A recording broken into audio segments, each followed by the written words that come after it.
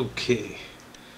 Operation Bodyguard, Operation Overlord combined in something called Overlord Bodyguard. You gotta kind of pronounce them at the same time. I guess it's something like Overlord Bodyguard.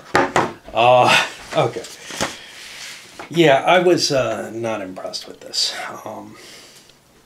To begin with, the rules are a bit of a mess. More than a bit of a mess. There's ambiguities in them that, hey, you know, maybe the game would be completely different if you can do things like make additional landings, etc.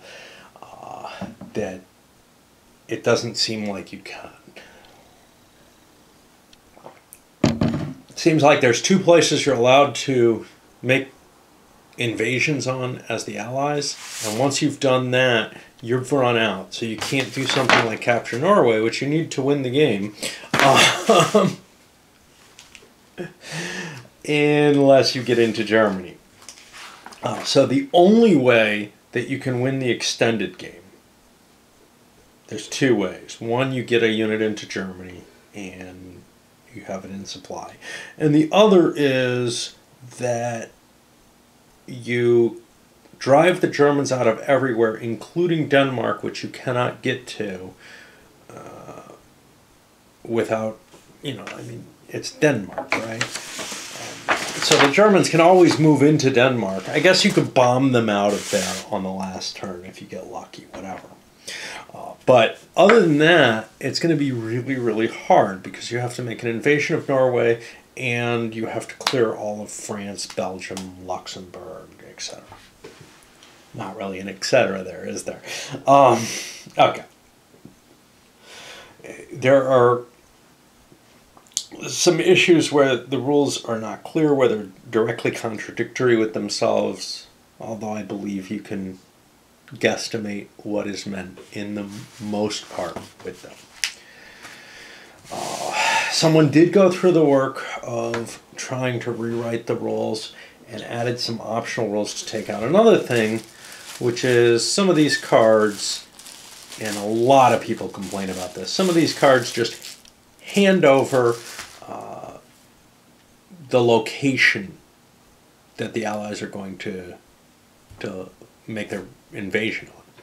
And if you do that, well, then the Germans can react and they can put all their forces at that first invasion site. Now, that first invasion site isn't necessarily going to be the biggest invasion. In fact, you can just blow it off, which I had to do in my game, because if you fail on that first invasion, you lose the game as far as I can see from the rules. Again, it's not absolutely certain, but that's my reading of it, which is you've been driven off after an invasion site's been chosen.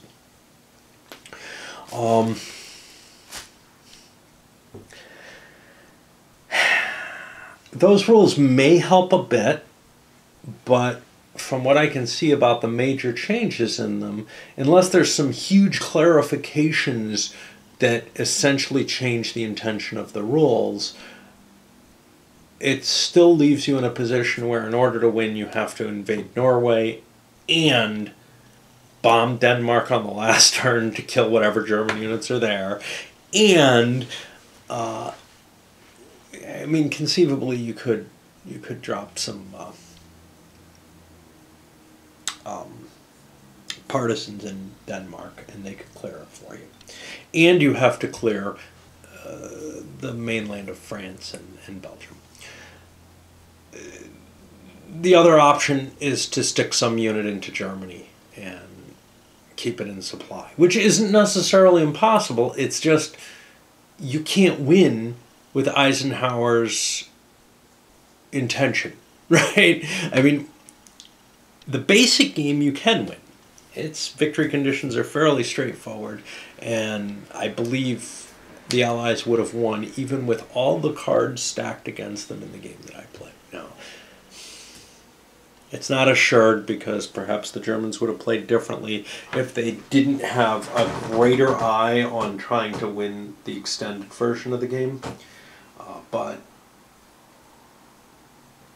it certainly seems fairly easy for the Allies to find a place that's weak and extend. And what that means, though, is then the basic game has one set of victory conditions, and the extended game has another set, and they don't align at all. There's no reason you'd want to reach the basic game victory conditions necessarily if you're going for the extended game. And there's just, if the decision making is different based on, how short a game you're going to play, there's something wrong there, okay? But beyond that, it doesn't seem to portray the reality very well. I was put in a situation where to win the game, I had to make a stab into Germany that was really untenable. Had it succeeded, it would have very easily been just this horrible, horrible position for the Allied forces to be in, kind of swinging around the Swiss border trying to slip into Germany, and they wouldn't be able to get force in there easily. They'd be throwing all their force to protect this long finger going into Germany. It's not like they'd get something key like Berlin here. They were going to end up stuck in Freiburg here, and yeah, maybe they could eventually push into Munich or something, or, use some action to get themselves into Italy or whatever. But it looked really like a weak position, and it's essentially some kind of perverted version of Montgomery's plan that doesn't look possible. On the other hand, the way I had my Germans set up, I think it would have been fairly easy to launch a successful invasion into, say, Oldenburg or up here near Denmark and Flensburg here. Have a fair chance of taking it with the paratroopers and bombers and whatever. And then from there, being able to funnel enough troops in that the Germans would have a really tough time to prevent the Allies from taking a space in Germany, which is the drop-dead victory conditions, the auto-victory conditions for the Allies. If they occupy a space in Germany, just occupy, they don't have to own it. If they occupy a space within Germany, other than the two that they can invade directly, then they win. And that didn't look too hard. I could have done that. I just didn't. I didn't think it was going to be as easy as it turned out to be to extend, especially once the German, and the Germans might have set up differently. So, had they set up to defend against that second invasion better, though, then I would have been able to make my primary invasion. And my primary invasion was halted only because so much German force was in here that I didn't think I could possibly succeed. And I thought I would automatically lose the game by just trying. Component-wise, most of it's pretty serviceable in theory. I actually find the map kind of attractive in an old school sort of way. I find the counters, fine. Ooh, I don't like that they're glossy, but I think they've got a little bit of gloss on them. It's hard to tell in the bag. But beyond that, they look good. The problem is, to play the game, basically all the counters are flipped face down. And it's a fairly tedious thing to figure out what you have, to flip up all your units and look at them. Because I was playing solitaire, I could just flip them all face up when I'm taking one person's move, but I would lose any of the surprise value if I left them like that. And also there's some kind of bookkeeping type aspects towards, hey, what did I see, what do I remember, where I wanted some units face up and some face down, just to handle that. But I can't imagine that would be particularly pleasant in an opposed situation, and it was unpleasant enough playing it solo where I had the right to flip all the units face up and face down. The scouting that goes on here is equally obnoxious, where all over the board you're basically rolling dice and getting to look at one or two units, and it's just, you're making maybe 10, 15, well, maybe 10 die rolls a turn and looking at maybe 15 units, and it's just this really obnoxious, mechanically tedious part of the game. as a competitive game, I don't think it's terribly well balanced. Some people complain about, hey, how powerful those cards are, but again, I say it looks fairly easy for me for the allies to be able to strike at a weak point. Now, their first invasion probably can't hit a weak point, but if it hits a point where somehow the Axis didn't find out about and rush their forces to, it should be able to maintain itself. And then your secondary invasion is probably going to be able to find a weak point, because immediately after your invasion you get to start planning for that. Of course, the Germans could maybe shift all their forces away from your initial invasion, running everywhere else because they have to cover all those, and try to keep things, to some balance on that. It does not feel like the Normandy invasion, especially if the Normandy invasion gets called off. But it doesn't feel like much of anything. The deterministic combat really kind of irks me in any game where that exists. Like I said, as a competitive exercise, I'm not at all convinced it's balanced. Not because the Allies are going to probably get found out where their first invasion is, and they can guarantee that the Germans don't know where the second invasion is by launching it on the next turn. Well, now wait a minute. They can guarantee that the second invasion is unknown as long as the first invasion doesn't happen. If the first invasion happens, I believe the Germans do get another intelligence draw, so they will probably know where the second invasion is going to be, just because there won't be any chits in the damn cup, and you'll draw them. Honestly, I don't see much to save this game. There's some clever, cute ideas about it. The whole concept of trying to be, all about the deception and the unknown location where it's striking. That's a key part of Overlord. Yet,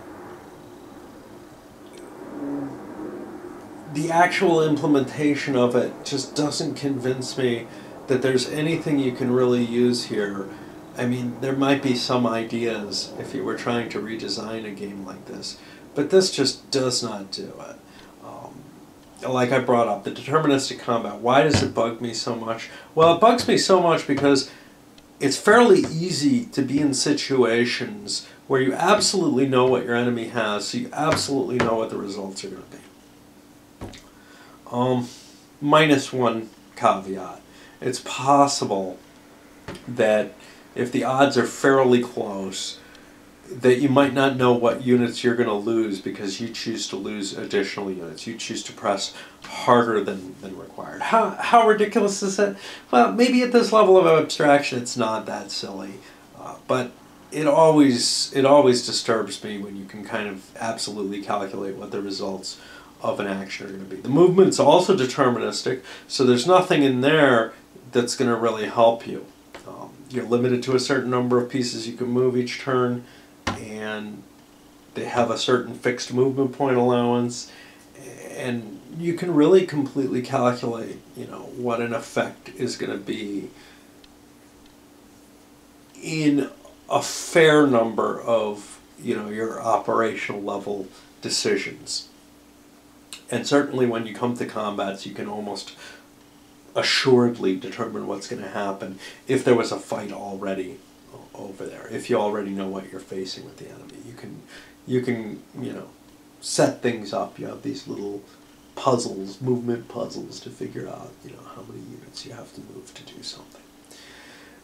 There's still some chance. The bombers, they have a die roll to see whether or not they come in, whether or not they succeed, which kind of can be a pretty big risk die roll. I think I'm not going to say that. I was going to say I think the game that I played may have come down to that die roll, but it didn't, because I forgot about the German reinforcements that would have come in and demolished whatever paratroopers were coming in no matter what. I mean, the Germans had to attack inside Germany to cut that off, and that wouldn't have been too difficult. Yeah. Oh, overall, I really don't see much to this. And it really kind of is a shame, because I know a couple of people that whose opinion I respect have said, oh, this is sort of a hidden gem or something. I'm just not seeing it. I'm not seeing it from the competitive point of view. I'm not seeing it as a simulation. The only thing that I see about it is these couple clever ideas about the general concept of the game, but not how it's implemented. How it's implemented is tedious and largely not much fun at all, you know, at least to me. Obviously, one man's tedious can be another man's fun, as I mentioned in the wrap. Great Battles of History, I enjoy a lot. Of people see it as fiddly, too much mechanical stuff. Well, here, looking at each area and rolling a die and seeing if I can peek at one or two counters in that area, I don't find that enjoyable. Maybe some people really get their jollies off that in the same way that I get my jollies off of, you know, putting little casualty markers and then taking them off in the Great Battles of History stuff. I'm sorry, cohesion hits. Especially if they don't really matter, if I'm able to rally the units, or in hoplite especially, where they just come off kind of automatically. It's just like, oh yeah, these guys are just going to be there forever, because they never fail my intrinsic morale check. But yeah, there's just not a lot here for me to recommend this game at all. I'm hoping to hear some rebuttals as to, beyond, oh yeah, you played it solo, you didn't get it. No, man, it's still going to have the same play balance issues. It's still going to not represent the operation as it was conducted, or as it could have been conducted. It's not going to represent the goals of the operation. It's still going to have the same general flaws that I identify. It's just, maybe I played something completely different. Maybe the rewrite of the rules completely changed more than the person who wrote about it seems to imply. But I just see nothing here. Nothing at all. Yeah. Anyway, that's my view on it. Cheers.